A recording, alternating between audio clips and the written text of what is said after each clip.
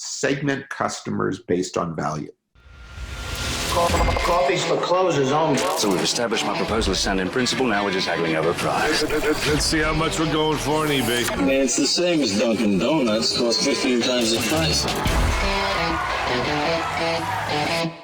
Welcome to Impact Pricing, the podcast where we discuss pricing, value, and the amazing relationship between them. I'm Mark Stiving. Today our guest is the one and only Stephen Forth. Here are three things you want to know about Stephen before we start. He is a partner in Ibbaka, I hope I pronounced that correct, a strategic pricing advisory firm. He is co-founder of TeamFit, a company with a subscription component, which we always like. And he was CTO of Leverage Point, which is a SaaS-based business designed to help companies create and communicate and capture more value. I've read many of his articles on LinkedIn and elsewhere. Stephen is amazingly thoughtful, and I am thrilled to be able to talk to him today. Welcome, Stephen. Thank you for having me, Mark. This is going to be fun. So how'd you get into pricing? Well, once upon a time, I had sold a company and was invited to move to Cambridge, Massachusetts, to work for a strategic consulting firm called Monitor Group. Yeah. And at Monitor Group, my mandate was to take one or more of their frameworks and turn them into software. So I looked at several different frameworks that they had, to their scenario planning framework, because Monitor owned GBN, which was the big scenario planning company at the time. I looked at their approach to market segmentation, so their value-based and behavioral-based approach to market segmentation. I looked at some very interesting psychological profiling work they were doing. And it happened that Monitor had acquired Tom Nagle's strategic pricing group. And I sat down with Tom and I read Tom's book, The Strategy and Tactics of Pricing, and I thought, wow, if I had read this book 10 years ago, I would be a much wealthier man. And I got absolutely enthralled by pricing. If you had said to me 20 years ago, hey, Stephen, you are going to become completely intellectually and emotionally committed to pricing and how to do pricing better, I don't think I would have even laughed. I would have been so confused. But, and Mark, you know this, pricing is where it all comes together. Yep. Especially with value-based pricing. Pricing, let's face it, your customer doesn't care what segment you think they're in. Yep. Your customer may or may not believe your value messaging. But if you don't agree on a price, you don't have a customer. Yep. So pricing is this nexus where many powerful ideas about business, how to do business, how to create business, how to create communities. We actually have a growing practice with nonprofits and with government agencies, because pricing is so central to what they do. Yeah, I often think of pricing. In fact, I tell a story about how pricing is like the grade that you get at the end of a class, right? And so you spend all this time building products and marketing products and going out. And in the end, how much do you get for it, right? It's that one thing that says, here's how well you did all those other things in your business.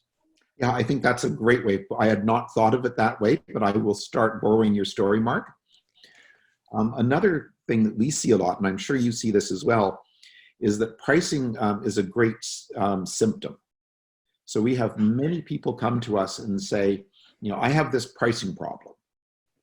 And then you dig in and you discover what they really have is a value problem. Always. Yeah. And so, but pricing is, it's a great indicator and diagnostic tool, and it lets you explore so many different parts of business. Yeah, I agree completely. And so just a quick tie back. When I was teaching pricing at Ohio State, I used the second edition of the Strategy and Tactics of Pricing. So I read that book probably 10 times. Fabulous. I loved that book. It was excellent. So you and I had a chance to talk several weeks ago, and one of the questions I asked you was, what are the trends that you're seeing? What are the changes that you're seeing in pricing? And I won't steal your words. What did you see? So, well, as you know, Mark, there is an awful lot of talk these days about dynamic pricing, and how artificial intelligence is going to be applied or is being applied to make dynamic pricing a reality. And I'm a skeptic on that. There was a recent Professional Pricing Society conference where a very smart gentleman from one of the big pricing software companies was up on stage talking about how pricing is all moving towards dynamic pricing. So, being a bit persnickety, I got up and I asked him, I said, so, are you pricing your own offer using dynamic pricing? And of course they aren't. Right. There is no major B2B business platform that is priced using dynamic pricing. I believe that to be the case. I would be delighted to be proven wrong. And then the question is, well, why is that? Dynamic pricing is very effective for things like Uber, for Amazon. Dynamic pricing has always been how commodities are priced. Markets are dynamic pricing. That's what they are. And we've learned how to make that algorithmic and apply artificial intelligence and machine learning to it. But that's not what most of us, or at least that's not what most of my customers are concerned with. So when you think dynamic pricing, though, you could certainly think of it as yield management, as in the airlines are trying to change prices based on how fast they fill up airplanes. Mm-hmm. I like to think of it as, can I find some way to monitor what my customers are willing to pay? And as that willingness to pay changes, we could change our pricing to go along with that. Is that the way you think of it, or do you think of it differently? Well, I think that what you've described is how many people think about it, but I'd just like to sort of press down on willingness to pay. Okay. Because willingness to pay is often, first of all, some companies and some people use willingness to pay as a proxy for value. And I think that's a mistake. I think that the reason that they do that is because they have algorithms, and these are the big pricing software companies and some of the people doing conjoint analysis. They have ways of using large data sets to estimate willingness to pay. But to me, willingness to pay is an outcome. It's not what you're trying, it's what you're trying to shape. So framing pricing around willingness to pay and doing analytics to estimate willingness to pay, I think is actually a way to sub-optimize your pricing outcomes. Okay, so we have to pause for just a second, because by the way, I love disagreeing with anybody. So I define value-based pricing as charging what your customers are willing to pay. Yeah, that is not how I would define value-based pricing. Okay. So I would define value-based pricing, and I think this is actually going to be important when we get to the next part of our conversations. Value-based pricing, for me, is an understanding of the economic, emotional, and community value that your offer creates compared to the alternatives. And then, depending on your pricing goals and your pricing strategy, finding a fair way to make sure that value is created for your customer, that you retain enough value so that you can make a return on your investment and continue to innovate, and that value is created in your community. So, we I think have so we've taken Tom Nagle's principles of value-based pricing, which were really very much around building economic value estimations, or EVEs, and using that to inform pricing. We have layered in initially emotional value drivers, because we found that you can't understand willingness to pay, and you can't understand value perceptions without factoring in the emotional dimension.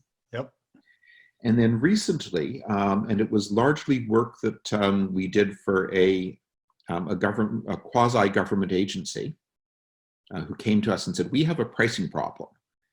And I thought, and this was at a product management conference. And I thought, that's interesting that a government guy would come and talk to me. Yes. I had zero expectation that it would lead to, that it would lead to any business. But in fact, it turned into a very large contract that took on many different shapes. And what they thought was a pricing problem was actually a much deeper problem around how value was created for different communities that they serve, and how different segments of their market perceived value. But anyway, so that's how we approach value-based pricing. We try to understand the differentiated value in terms of the economic, emotional, and community value drivers. Okay. And so I would say that everything you just described defines willingness to pay, right? I think what you did was you took willingness to pay to say it's really broken up into these chunks and it's more articulative, right? So if I make you happy about my product, or I have a high reference price and I give you a discount, so your transaction utility is higher. So I didn't increase value, but I increased your perception of value, and your willingness to pay went up, and life is awesome. So I got to charge more money for that. Yeah. So I see willingness to pay as the outcome. And so and to come back to where we started, so if your fancy dynamic pricing software is estimating willingness to pay, I think it will frequently mislead you, because willingness to pay is something that is far more within your control than you think. Oh, I agree. Absolutely. That's why guys like you and I have jobs. Yeah. Well, and before we hit the record button, the thing we talked about, which you just articulated with your government customer as well, is that when people tell us they have a pricing problem, they almost never do, right? It's almost always a value problem. And if you could learn how to create more value or communicate more value or pick the right market segment that values the things that you do, pricing becomes so much easier. Yes. Yeah. So, if I look at our work, I would say that 70% of, if a project is 100%, 70% of it is understanding value and using that value to segment the market. Then 20% of it is connecting the value drivers to the value metrics, the value metric being the unit of consumption that is associated with value. And then 10% of it is the actual pricing design work. Now, sometimes our customers sort of look at our proposals and they say, well, I just need the pricing design. And, back when we were younger and more naive and maybe a little bit more desperate, we used to sometimes say, okay, we'll just do the pricing design. And that never went well. For the people that just want the pricing design, or they would never actually say pricing design. They're almost always thinking in terms of pricing optimization.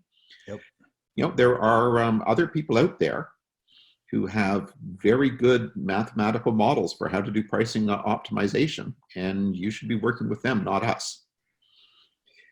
There's pricing consultants that do this work, and if you have one of those big heavy metal pricing software systems, it's built into that software.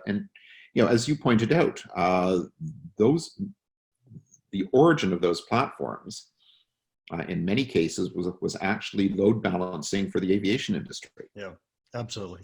So, God, I want to talk to you about so many different things. I often think of the difference between B2B and B2C. It isn't really, right? But it's a pretty common difference. In B2C, we have tons of data. And so we throw these algorithms and we have dynamic pricing, and we're watching what's changing in terms of volume.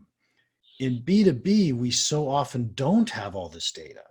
And now it's a salesperson having a one-on-one conversation and trying to help a buyer understand how much value they're really going to get when they utilize our product.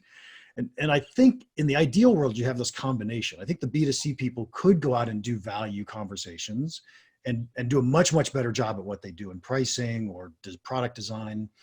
And I think the B2B guys have the advantage because they don't have the data, right? They have to understand their products and their value. Yeah, I would, and I think another way to say the same thing. Hmm. In B2B, we have sparse, high-dimensional data. And the current deep learning algorithms do not work well with sparse, high-dimensional data. And in fact, what one often does in deep learning is collapse data dimensions so that one can, and any data set becomes sparse if you add enough dimensions. Right. You know, part of what we're doing, right, in our work around value-based pricing is unfolding those dimensions of value. So if you're asking us to collapse them down, we are losing valuable information. It may work in very, one dimension, that's not fair, but I'm going to just say it, one-dimensional situations where all you're doing is moving a price point. But that's not the world that B2B lives in. You know, even if you have an inbound sales and a fully automated sales system, you are almost always directing people into different packages, into different tiers.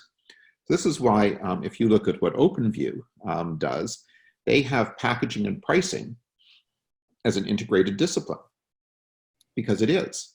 You know, you are designing packages that will create value for a target segment, and then you are pricing that package for that segment based on its value. Yep. You know, and I think that's the work that that you do and that I do and that a number of other people do, and that's really where we get deep into value-based pricing, and that's the approach to pricing that is needed for innovation, for category building, for transformation. That's where it really matters. And just to bring us back, I don't see that dynamic pricing is going to deliver that in the immediate future. In the immediate future, I'm thinking sort of 5 to 10 years. The other thing about dynamic pricing, if we can just do one more cycle on that, Sure. Is everyone says, I'm going to have this dynamic pricing system that will allow me to optimize my prices. Well, buyers and their procurement organizations are very sophisticated. And they can also say, well, you may have dynamic pricing, but I have dynamic buying. And I am going to run my buying algorithms against our data sets in order to drive your price down. And this is how trading works. So one future of pricing, if dynamic pricing dominates, is machine-to-machine pricing, where we have the vendor's dynamic pricing and the buyer's dynamic buying, and they're negotiating in a kind of auction. That's one future, and that William Gibson, the great science fiction writer, has a quote: "The future is here. It's not evenly distributed." Nice. And so that situation of machine-to-machine pricing exists, and I think it's going to grow to be a larger and larger part of the market. But anyone who is thinking about dynamic pricing also needs to be thinking about dynamic buying, and the fact that this is all going to move over into different ways of thinking about auctions. Yes, and I think that only applies if there's obvious alternatives and we're doing repeat purchases. Yes. So conventional economic theory and all of the pricing approaches and systems based on it work best when you're dealing with commodities. Yep. Tom Nagle tells a great story about the origins of value-based pricing. Now you probably know this story, Mark, but perhaps some of our listeners have not. So please. The short version is so Tom, newly minted PhD at the business school at the University of Chicago, comes in and says, "I'm here, give me a hard problem to work on." And the grouchy old leader of the B school goes, "Pricing." And Tom goes, "Pricing?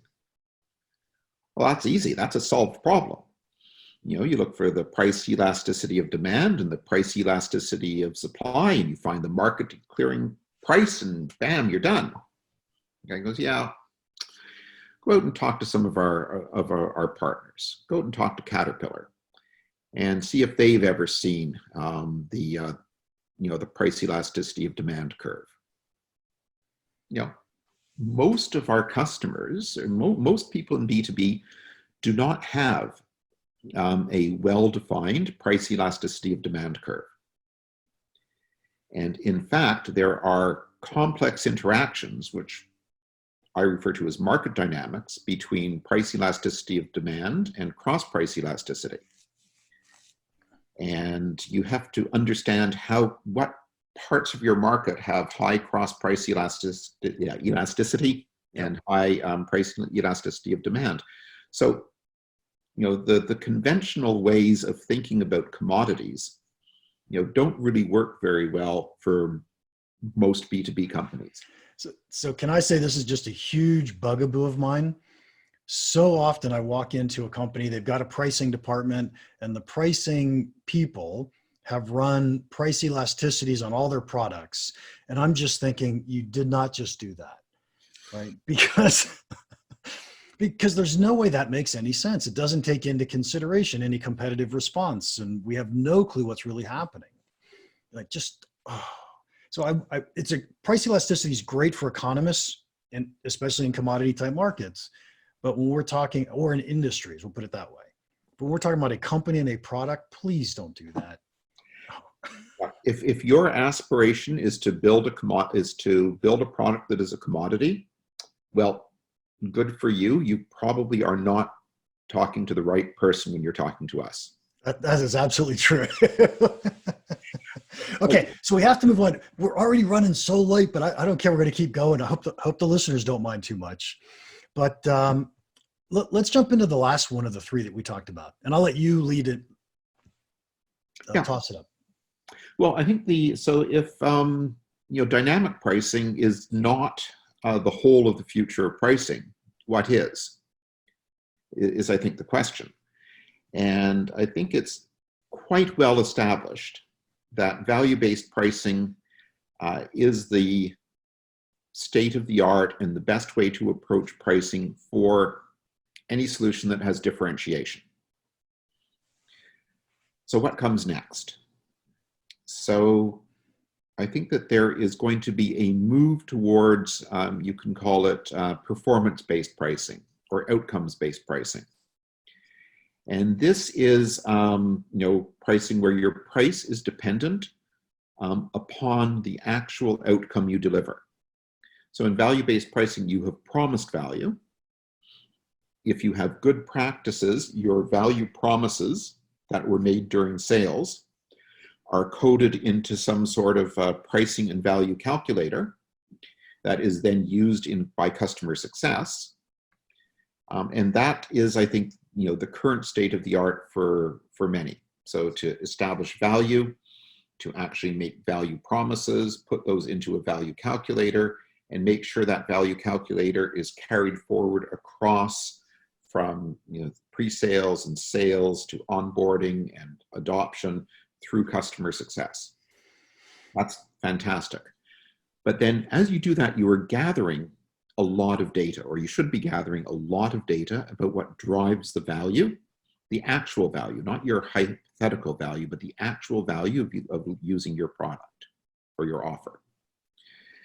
So as you gather that information, you can then start to make promises that you will stand by and say, look, we are claiming that we are going to create this amount of value for you. And we feel that it's fair for us to get 5% of that value with a cap of 3 million, or 20% of that value with the, so Yep. different ways of cutting this. Is we now have the data that shows us how we can get to performance-based pricing. At the same time, the predictive analytics software is getting better and better. So why have we not done outcomes-based pricing in the past? Well, I think there's a couple of reasons. One is we didn't really know what the outcome was going to be. We had hypotheses that we used in order to establish value and set the price, but there were so many other factors that determined the outcome that we just couldn't, we couldn't stand behind it. Right. And then another reason not to have outcomes-based pricing is that buyers need predictability. Very few CFOs will sign a contract that says, well, this could cost us between $20,000 and $4 million next year. A CFO is not going to sign that contract in most cases. So the key to outcomes-based pricing is better predictability. And as we get a deeper and deeper understanding of value and build richer and richer value models, and then collect data across the sales, delivery, execution process, we can start getting more predictability. And with that predictability comes the ability to execute on outcomes-based pricing. Many people, I think, don't realize that prices come with a steep risk discount.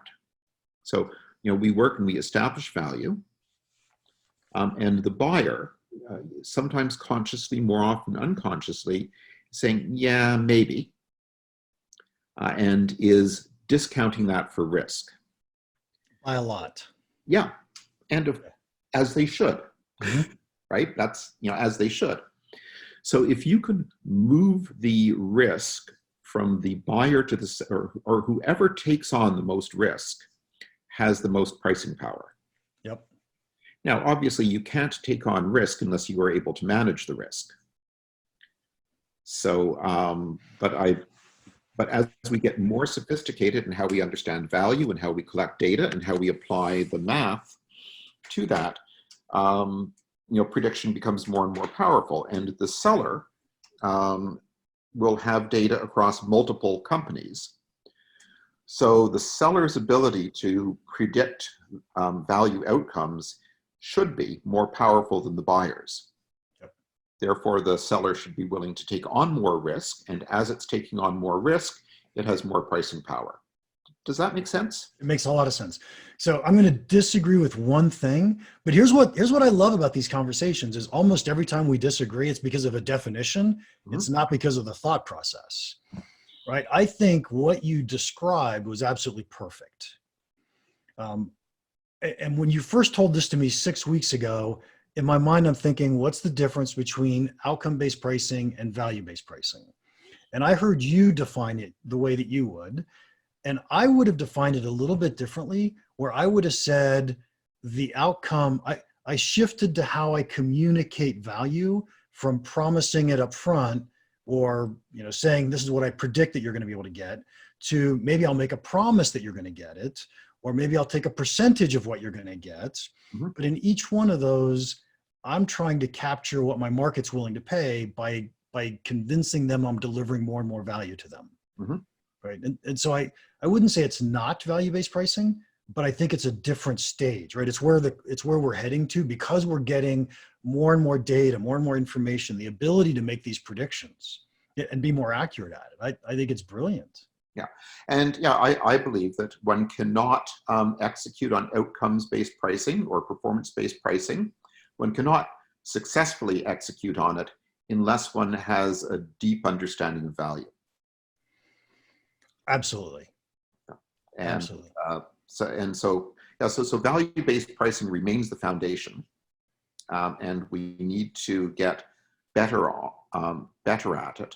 I had another, this was probably obvious to you, and I'm surprised I did not understand this properly until about a month ago.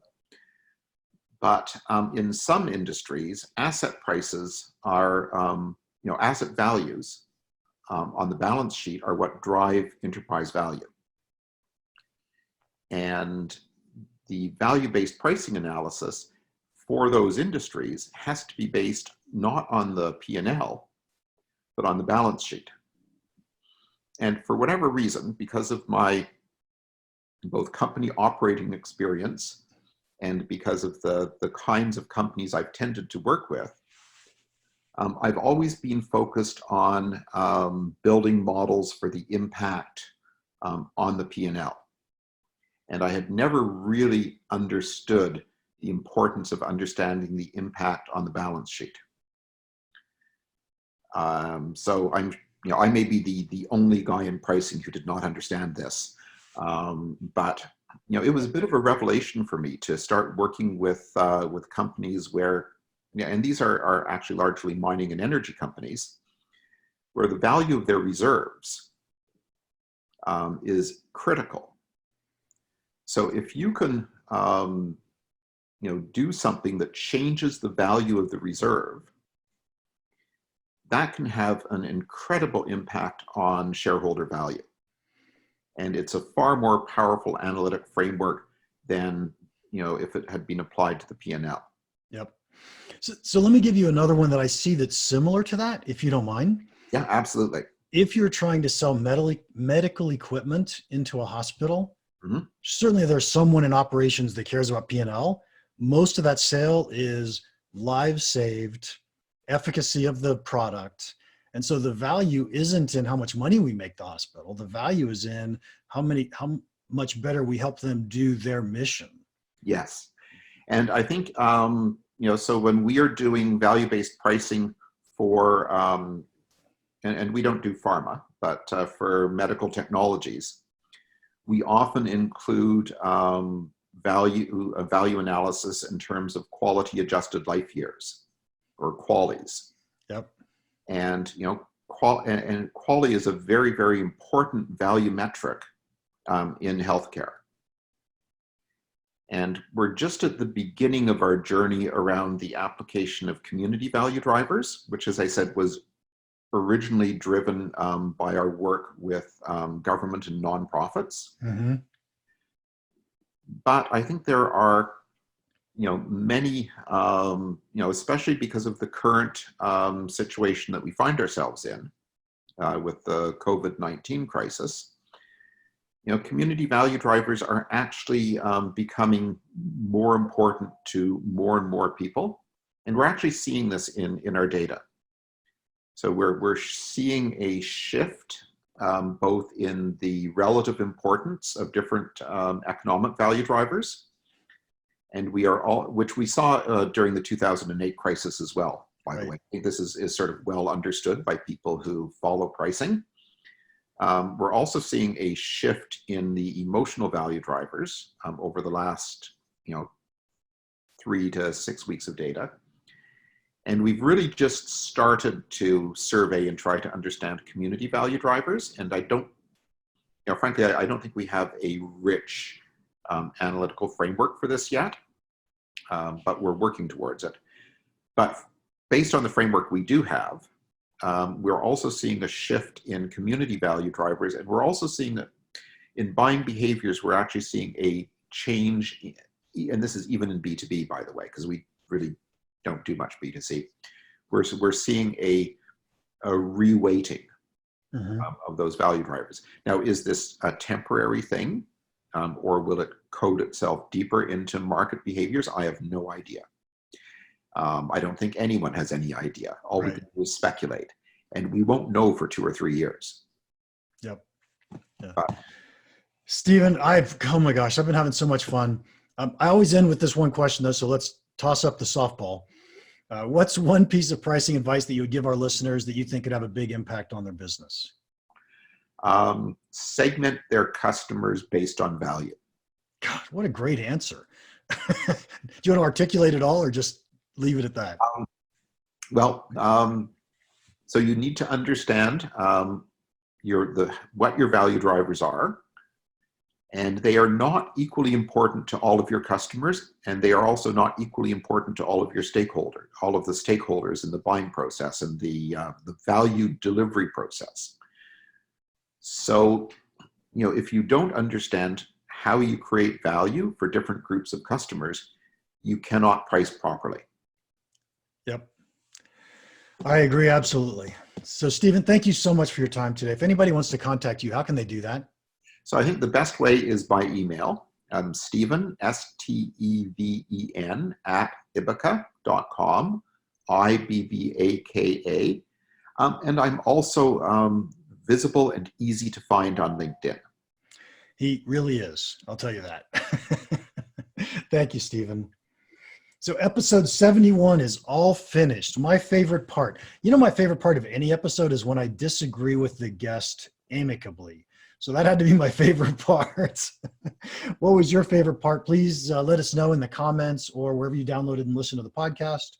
While you're at it, would you please give us a 5-star review? We take these seriously and they're hugely helpful to us. Don't forget, we have a free community at community.championsofvalue.com where we post pretty much everything I publish. So it's there for you. And LinkedIn doesn't show you everything, so it gives you a chance to see it all. If you have any questions or comments about the podcast or about pricing in general, feel free to email me, mark@impactpricing.com. Now, go make an impact.